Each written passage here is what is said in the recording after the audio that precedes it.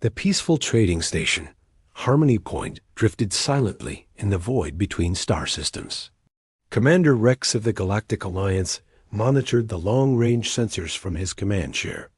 The station served as a neutral meeting ground for dozens of alien species, the blue-skinned Aquans, the insectoid hive, the crystalline shapers, and many others. "Sir, we're picking up something unusual," reported Sensor Officer Kira, her tentacles dancing across the control panel. Long-range scanners show a vessel approaching at incredible speed. Rex leaned forward. In his 40 years of service, he had seen every known ship design in the galaxy. The Alliance catalog contained thousands of vessels from hundreds of civilizations. "Show me the readings." The main screen flickered to life, displaying a three-dimensional image of the approaching craft. Rex's four eyes widened in shock. The ship was massive, nearly twice the size of their largest battle cruisers. Its design was unlike anything in their databases. Angular, aggressive, with weapon ports covering every surface. "Computer, identify." "The vessel," Rex commanded. "No match found in current databases," the AI responded in its calm voice. "Ship configuration unknown. Energy signature unknown. Propulsion system unknown." A chill ran through the command center. In a galaxy where first contact protocols had been established for centuries, finding an unknown ship was rare. Finding one this heavily armed was terrifying. "Range and speed?" Rex asked, trying to keep his voice steady. "Approximately 12. Light hours away and closing fast. Current velocity suggests arrival in 6 hours at their present acceleration rate." Communications Officer Tom, a reptilian species known for their calm nature, looked up from his station with obvious worry. "Sir, should we send a greeting transmission?" Before Rex could answer, the station's emergency alert system activated. Red lights flashed throughout the command center as an urgent message arrived from Alliance High Command. "Priority transmission." "From Admiral Blue," Tom announced, his scaled hands shaking slightly as he opened the encrypted channel. Admiral Blue's image appeared on screen, a massive, whale-like creature floating in a tank of liquid.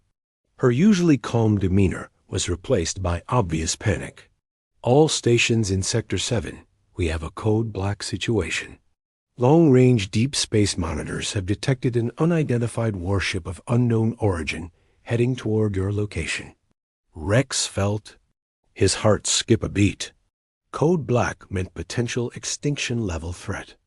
"The vessel appears to be of human origin," Admiral Blue continued, and gasps echoed throughout the command center. Every species in the galaxy knew about humans, though few had ever seen one. They were the stuff of legends and nightmares.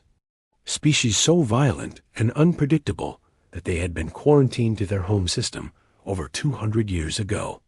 Stories passed down through generations spoke of beings who fought wars for sport, who could survive in environments that would kill other species, and who showed no mercy to their enemies. "But sir," Kira whispered, "humans were contained. The barrier was supposed to keep them locked in their system forever." Rex nodded grimly. The quantum barrier had been the Alliance's greatest achievement, an energy field that made it impossible for human ships to leave their solar system.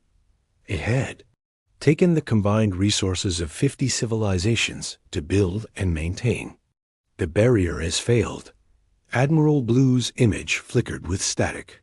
"Repeat, the quantum barrier containing the human species has been breached.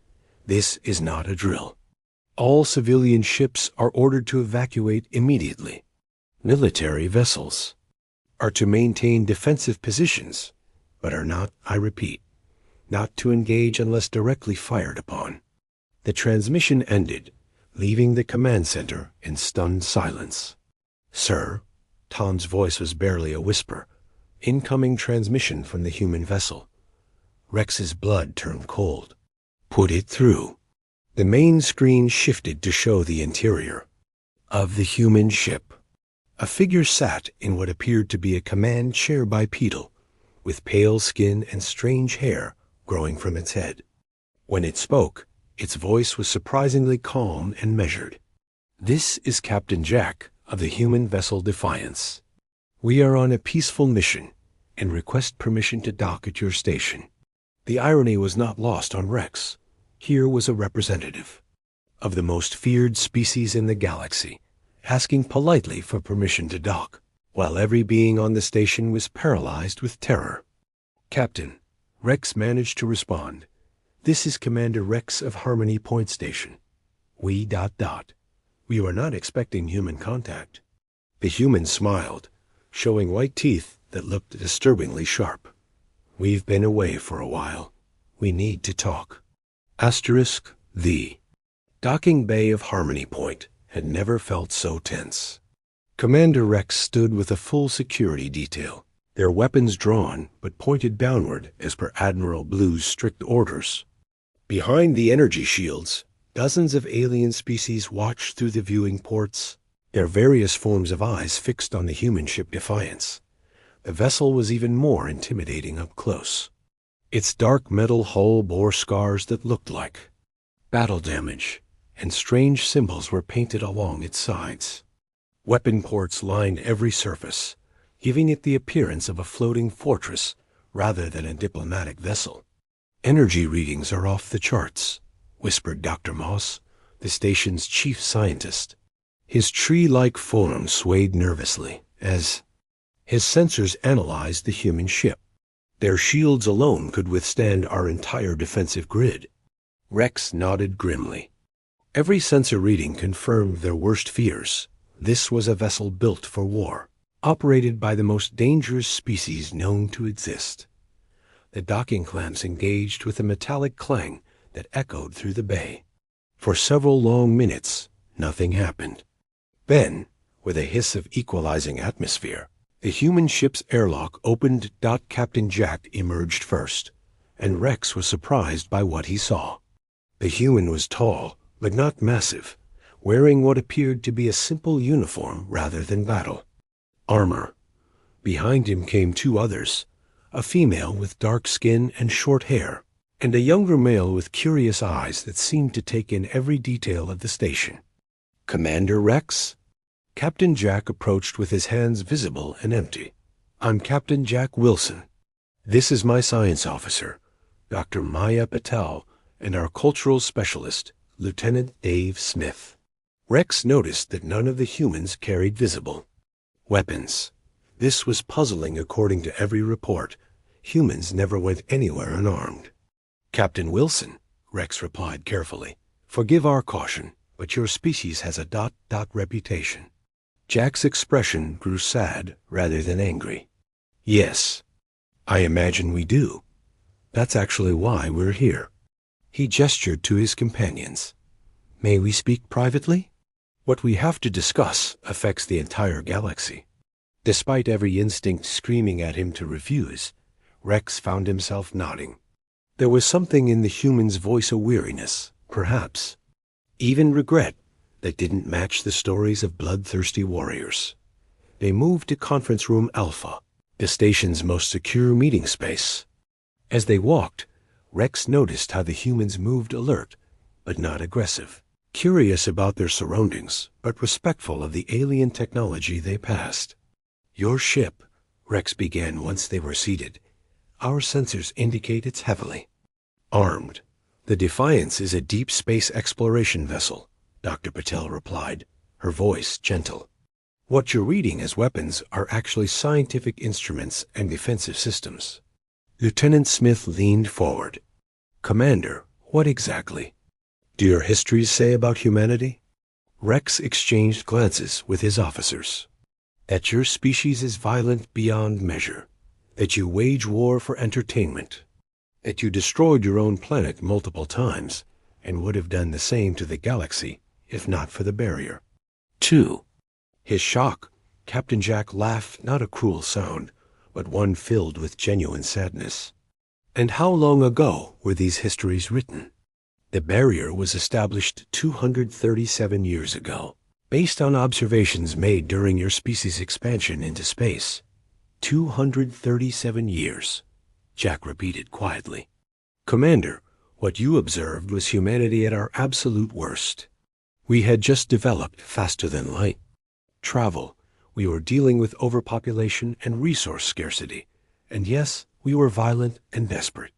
Dr. Patel activated a small device, projecting a hologram into the center of the table. It showed earth green, blue, and beautiful. This is our homeworld today.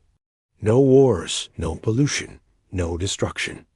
It took us nearly 2 centuries, but we learned it. The barrier wasn't a prison, Jack continued. It became our salvation. It forced us to look inward, to solve our problems instead of running from them. We developed new technologies, new philosophies, new ways of living together in peace. Rex stared at the image of Earth. It looked nothing like the poisoned, war-torn world described in their histories. Then why break free now? Why risk everything? The 3 humans exchanged grim looks. Lieutenant Smith spoke first. Because something is coming, Commander. Something that makes our worst historical behavior look like a children's game. Captain Jack leaned forward, his eyes serious. 3 months ago, our deep space monitoring stations detected something at the edge of our galaxy. Ships, if you can call them, that moving in perfect formation toward the galactic core. They estimate their arrival in 18 months, Dr. Patel added. And Commander, these aren't like any species we've ever encountered.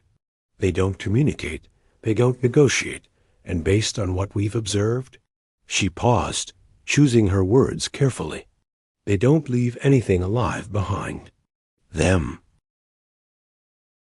The room fell silent. Rex felt a chill that had nothing to do with the station's climate control. Asterisk.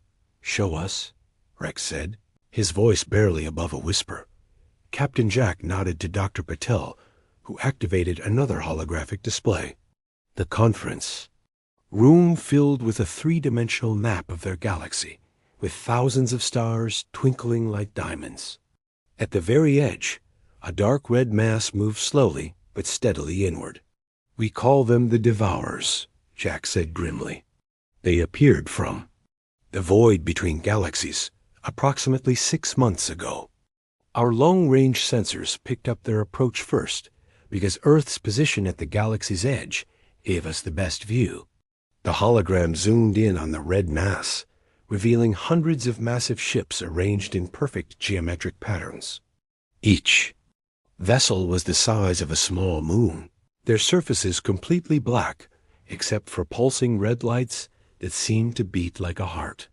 They've already consumed 3 smaller galaxies on their way here, Dr. Patel continued. We found there remains empty space where entire star systems used to exist. No debris, no radiation, nothing. Just ... void. Rex's 4 eyes widened in horror. Consumed? What do you mean consumed? Lieutenant Smith manipulated the display, showing recordings from human deep space probes. They don't just destroy planets, they break them down at the molecular level and absorb the matter. Stars, planets, asteroid belts, even space dust. Everything becomes part of their ships. And any life they encounter? Asked Dr. Moss, his bark-like skin turning pale. Analyzed, catalogued, and absorbed, Jack replied quietly. We believe they're looking for something specific, but we don't know what. What we do know is that they won't stop until they find it, or until there's nothing left to search.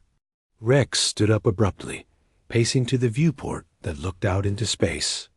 The peaceful stars suddenly seemed fragile and temporary.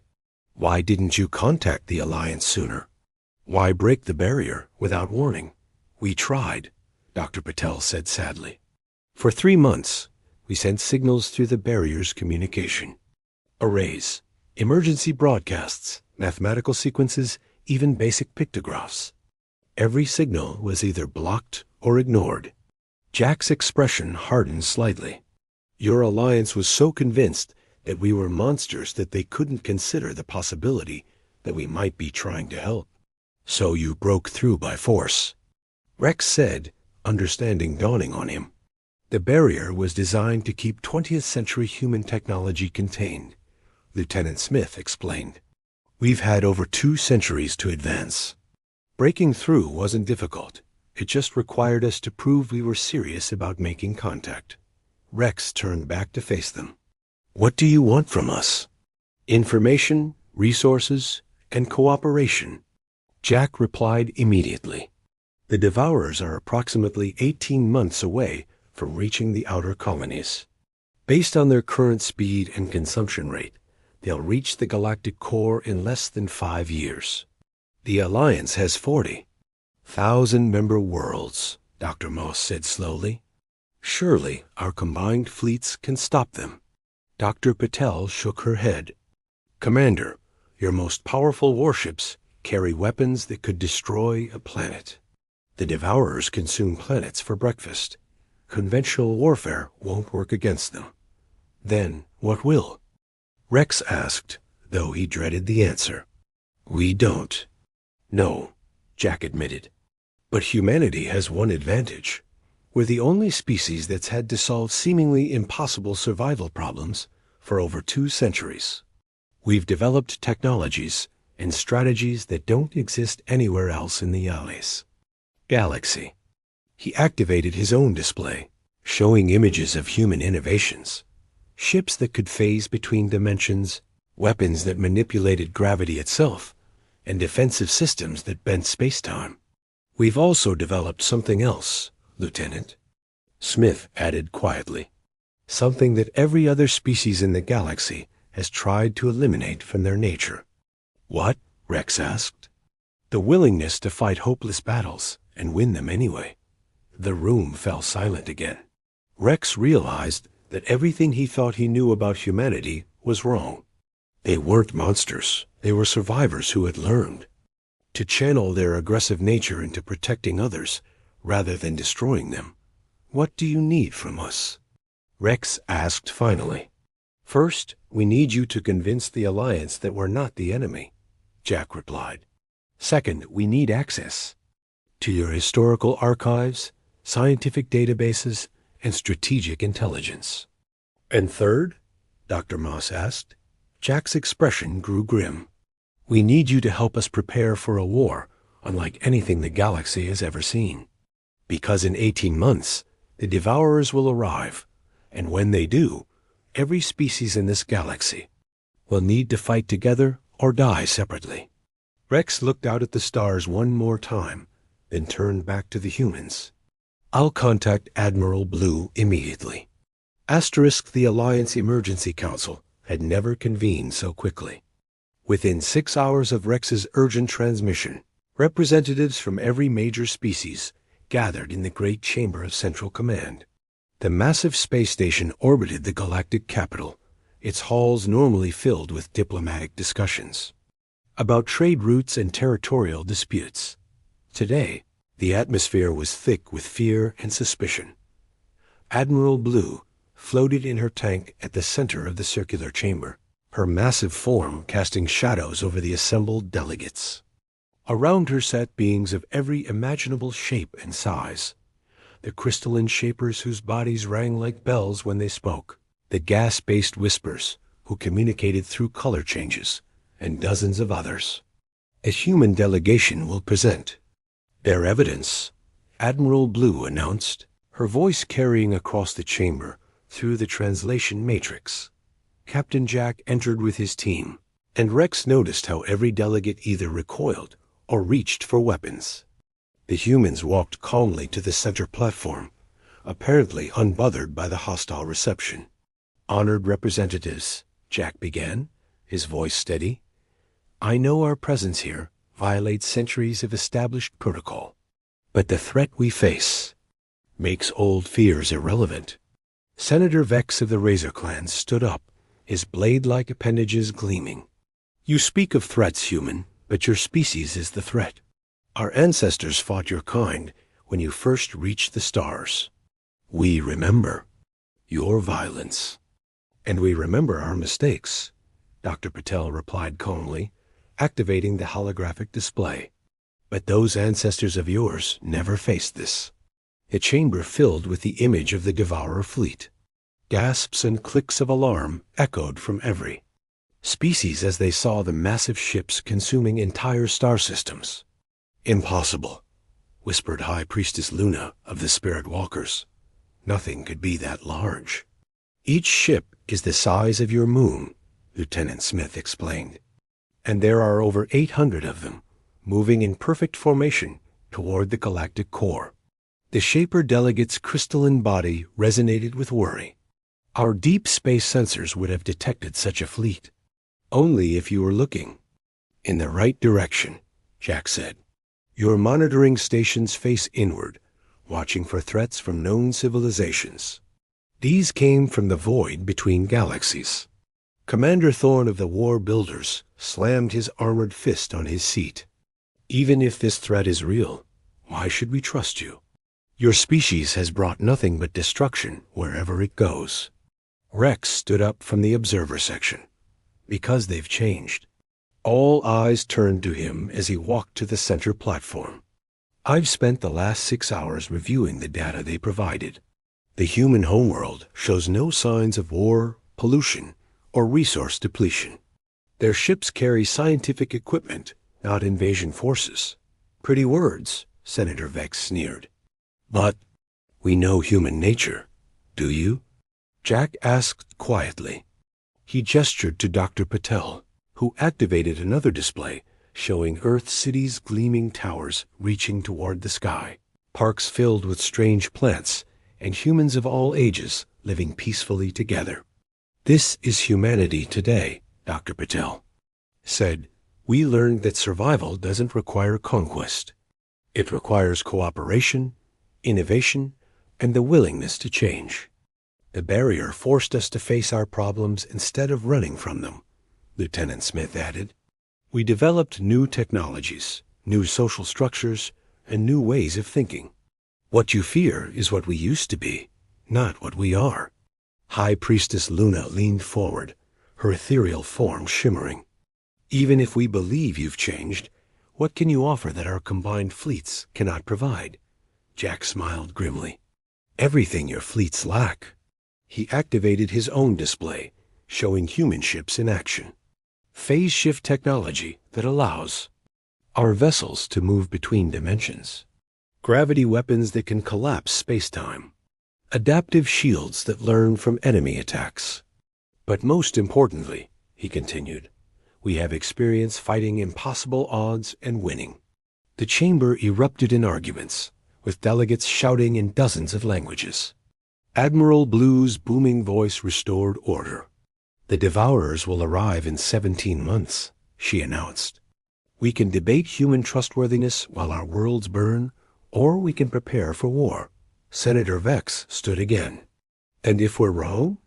If this is an elaborate human trick to lower our defenses?"